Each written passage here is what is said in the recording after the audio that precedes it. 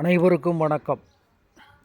ஒரு தாய் தன்னுடைய பிள்ளைய ஊக்கப்படுத்தி வளர்ப்பதனால அந்த பிள்ளைகள் வாழ்க்கையில் எவ்வளவு ஒரு உயர்ந்த நிலைக்கு செல்கிறார்கள் என்பதற்கு புகழ்பெற்ற ஓவியர் பிகாசோ ஒரு உதாரணம்.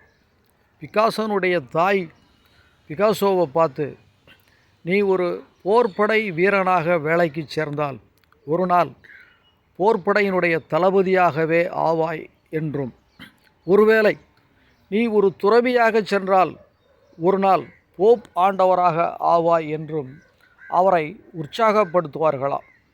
ஆனால் அவர் ஓவியர் ஆக விரும்பியதால் அவர் ஓவியத்துறையினுடைய ஒரு உச்ச நிலைக்கு உயர்ந்து புகழ்பெற்ற ஓவியராக பிகாசோ மாறினார் என்று சொல்லப்படுகிறது.